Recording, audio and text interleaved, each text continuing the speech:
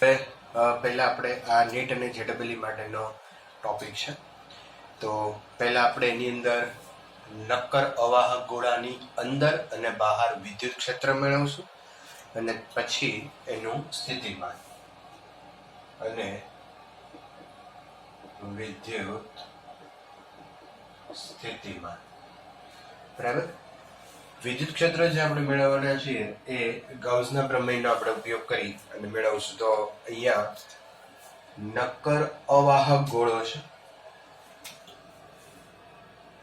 જેની ત્રિજ્યા r લઈએ.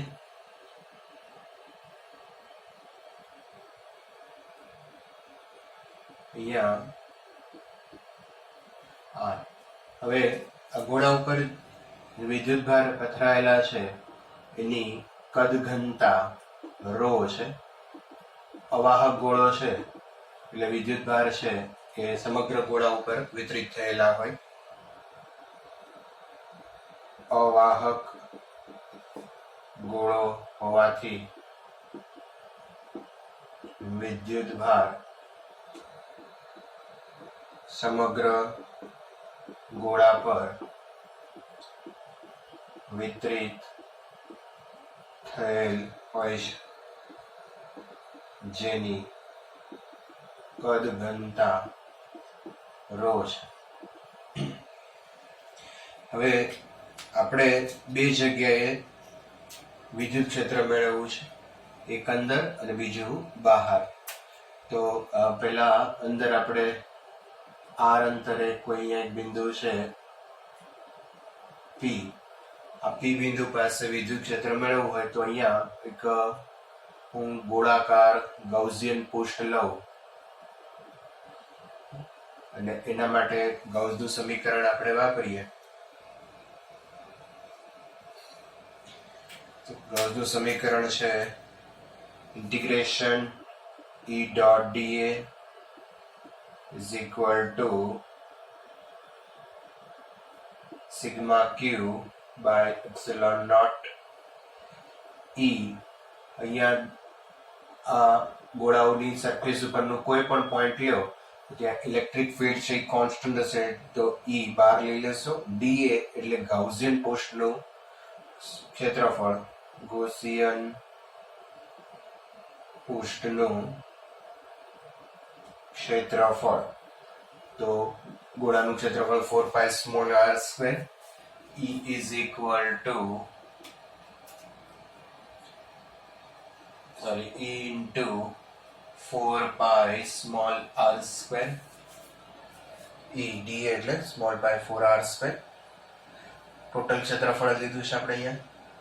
સિગ્મા ક્યુ એટલે આ r ત્રિજ્યાના ગોળો ની અંદર ઘેરાતો વિદ્યુત ભાર. ગોળો એટલે કદ છે તો કદની અંદર ઘેરાતો વિદ્યુત ભાર v into ρ upon epsilon naught. કદ ઉપર વિદ્યુત ભારની ઘનતા ρ હોય તો એકમ કદ દીઠ વિદ્યુત ભારની ઘનતા ρ છે. તો એના ઉપરથી આપણે અહીંયા જે આ ત્રિજ્યાનો ગોળો છે તો એમાં કેટલા વિદ્યુત ભાર છે એ આપણે મેળવી શકીએ.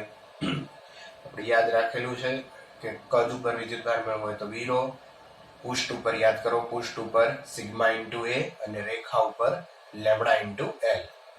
ઓકે. પછી અહીંયા વેલ્યુ આપણે મૂકીએ. v is equal to v કદ છે જેની અંદર વિદ્યુત ભાર ઘેરાયેલો છે. તો આટલો જે ગૌસિયન પૃષ્ઠ છે એમાં વિદ્યુત ભાર છે એ ઘેરાયેલો છે. તો અહીંયા v ની જગ્યાએ મૂકશું આપણે 4/3 r³ into ρ upon epsilon naught is equal to E into 4πr². 4πr² cancel થઈ જશે, અહીંયા એક r રહેશે. Okay. Then E is equal to ρ r upon 3 epsilon naught. તો આ વેલ્યુ આવશે ρ r upon 3 epsilon naught.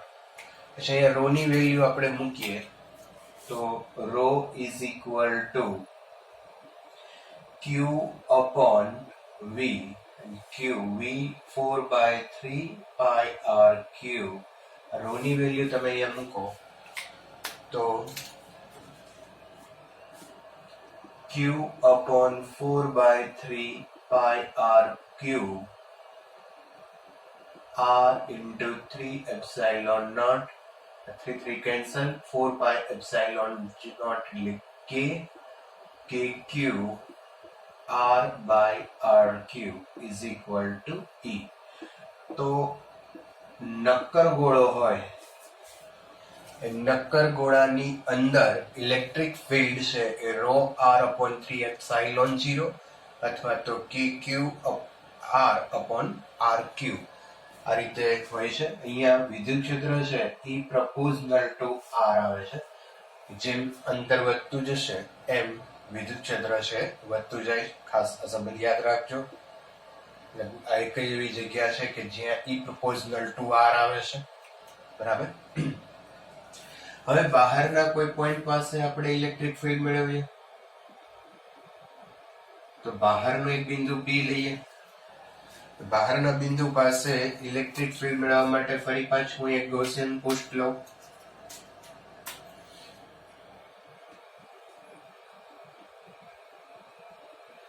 તો આ ગૌસિયન પૃષ્ઠની અંદર ગૌસનું સમીકરણ આપણે વાપરીએ तो अंदर इलेक्ट्रिक फील्ड रो r upon 3 epsilon 0 और k q small r upon r q. Okay. હવે બહાર integration E dot dA is equal to sigma q by epsilon naught E dA Gaussian પૃષ્ઠનું ક્ષેત્રફળ 4 pi small r square sigma q again v rho upon epsilon naught. Okay. હવે v rho એટલે આ વિદ્યુત ભાર છે. તો એ વિદ્યુત ભાર કયો લેવાનો? તો ગૌસિયન પૃષ્ઠમાં આવેલો છે. પણ અહીંયા તમે જોઈ શકો મિત્રો કે આ ગૌસિયન પૃષ્ઠની અંદર જે વિદ્યુત ભાર છે એ તો કેપિટલ R ત્રિજ્યાના ગોળા ઉપર છે. ગૌસિયન પૃષ્ઠ અહીંયા જ્યારે આપણે બહારના વિસ્તાર માટે વાત કરીએ, તમે ગૌસિયન પૃષ્ઠ આ લ્યો કે હું અહીંયા બીજું મોટું બતાવું, પણ વિદ્યુત ભાર તો જે અંદર છે એટલો જ રહેશે કે જે કેપિટલ R ત્રિજ્યાના ગોળા ઉપર છે. તો અહીંયા v ની જગ્યાએ આપણે લખશું 4/3 pi capital R cube rho upon epsilon naught is equal to E into 4 pi R square. 4 pi cancel. તો અહીંયા E is equal to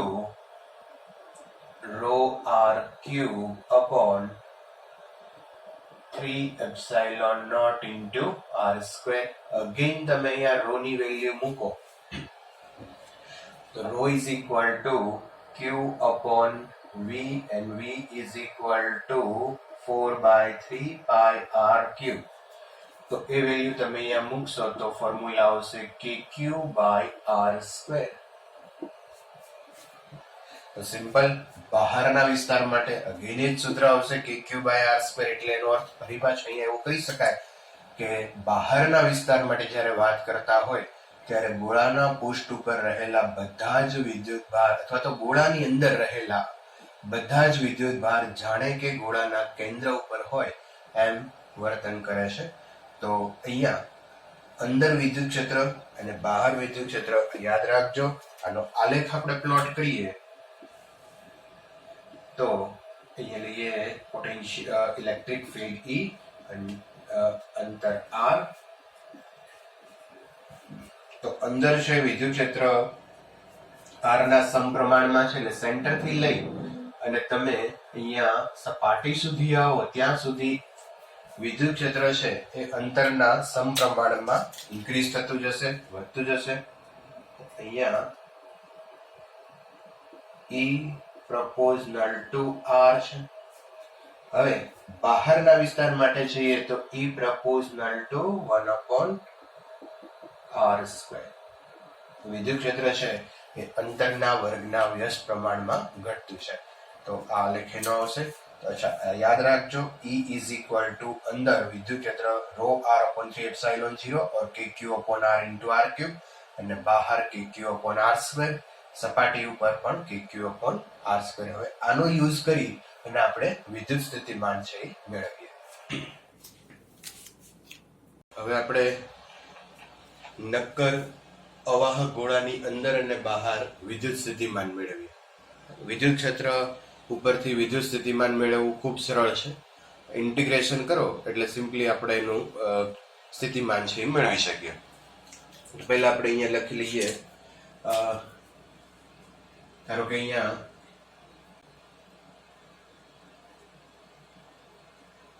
કોઈ r ત્રિજ્યાનો ગોળો છે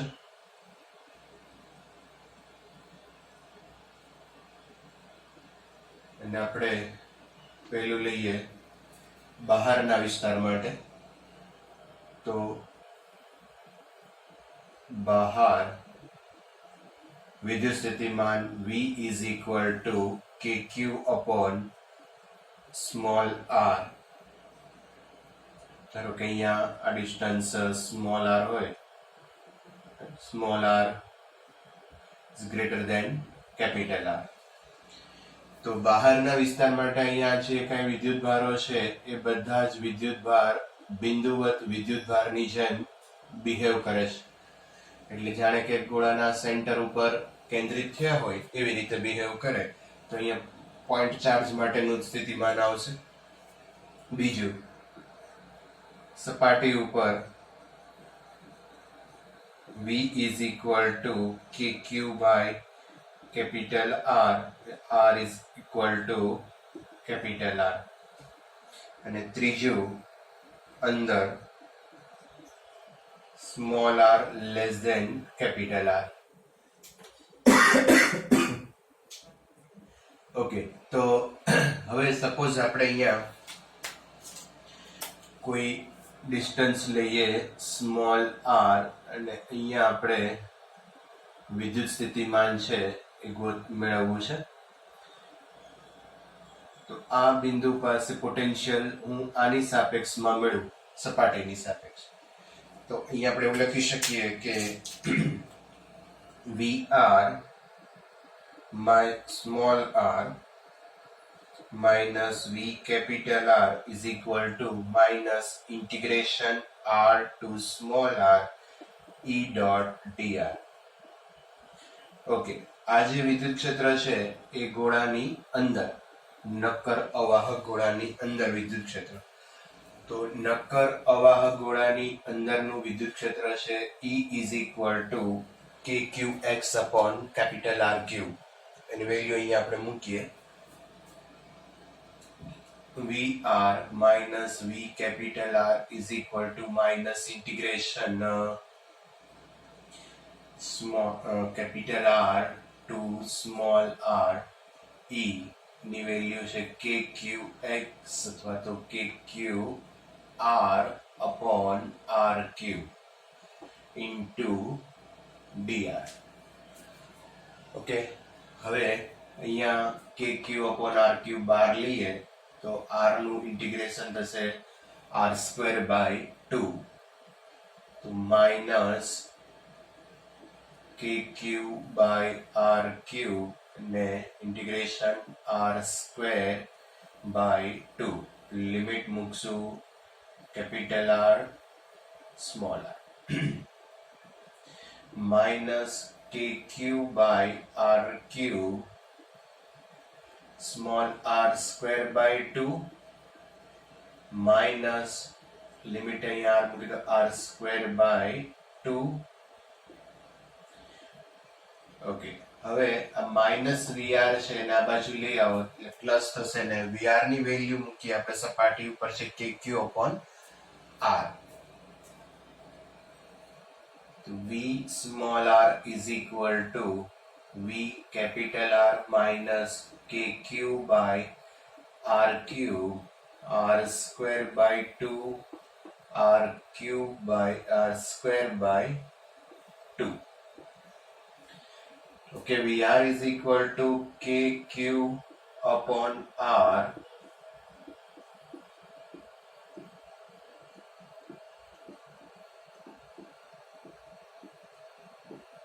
kq upon r common લઈએ અહીંયાથી તો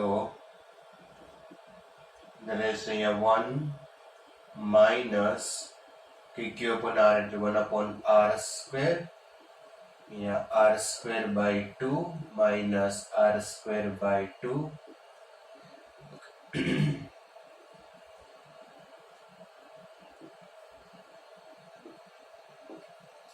ઓકે, હવે -1 upon R square તમે અંદર લઈ લો તો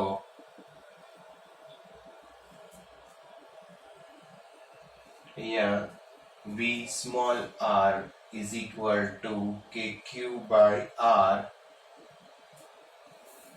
1 minus 1 upon R square અહીંયા લઈએ તો R square upon 2R square અને અહીંયા R square કેન્સલ થઈ જશે, minus minus plus plus 1/2. Okay, minus minus plus r square cancel 1/2. Okay, KQ upon R 1 plus 1/2 that is 3/2 minus small r square by 2r square. Okay, 2 તમે અહીંયાથી common લઈ શકો તો KQ by 2R 3 minus R square by R square is equal to V of R.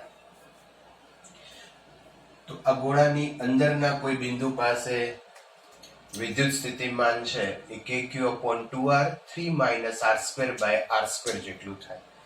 હવે અહીંયા suppose આપણે centre ઉપર વિચારીએ, ગોળાના કેન્દ્ર પર small r is equal to 0 થાય. 0 થશે એટલે કેન્દ્ર ઉપર સ્થિતિમાન આવશે V કેન્દ્ર is equal to 3/2 KQ upon R. Okay, R is equal to 0 એટલે ટર્મ્સ 0 થઈ જશે તો 3/2 KQ upon R. Okay, KQ upon R is equal to સપાટી ઉપરનું વિદ્યુત સ્થિતિમાન છે તો અહીંયા આપણે એમ લખી શકીએ કે V કેન્દ્ર is equal to 3/2 V સપાટી. તો કેન્દ્ર ઉપર સ્થિતિમાન છે